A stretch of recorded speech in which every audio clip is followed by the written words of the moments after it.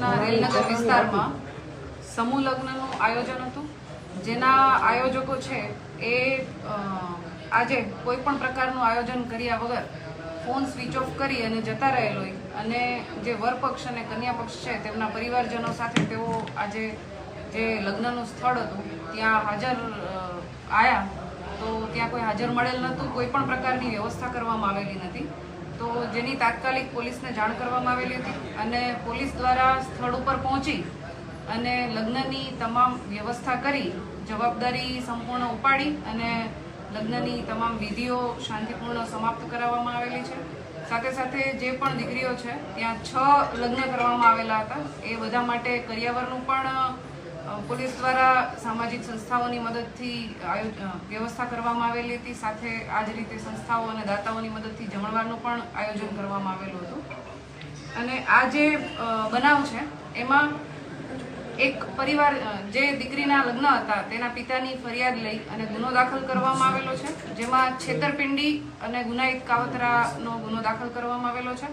અને આના જે આરોપીઓ છે ચંદ્રેશ છાત્રોલા, દિલીપ પ્રવીણભાઈ ગોહિલ, દીપક હિરાણી, હાર્દિક શિશાગિયા, મનીષ વેઠલાપુરા અને દિલીપ વરસંડા, અને આ ઉપરાંત જે પણ આની સાથે સંકળાયેલા છે એ તમામને તપાસ આગળ ચાલુ અમારી તપાસ છે એમાં જેના પણ નામ ખુલે એ તમામ વિરુદ્ધ કાર્યવાહી કરવામાં આવશે.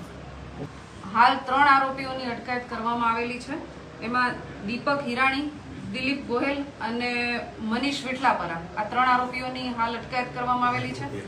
અન્ય આરોપીઓ માટે અમારી ટીમ કાર્યરત છે. અત્યારે જે સામે આવેલું છે એ પ્રમાણે આ વરપક્ષ અને કન્યા પક્ષ બંને પાસેથી 15,000 રૂપિયા લેવામાં આવતા હતા. સાથે જે લોકો 50 થી વધારે વ્યક્તિઓને લગ્નમાં લઈ આવવાના હોય એમની પાસેથી પર પર્સન 100 રૂપિયા લેવામાં આવેલા હતા. એ રીતે એમને પાસીસ આપવામાં આવેલા હતા જે 50 થી વધારે લોકો આવવાના હોય એના માટે.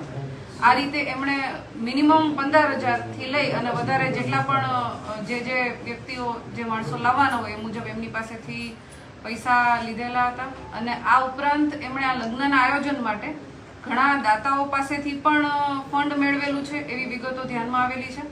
બાકીની અમારી તપાસ ચાલુ છે. જે વધુ વિગત મળે એ પ્રમાણે આગળ કાર્યવાહી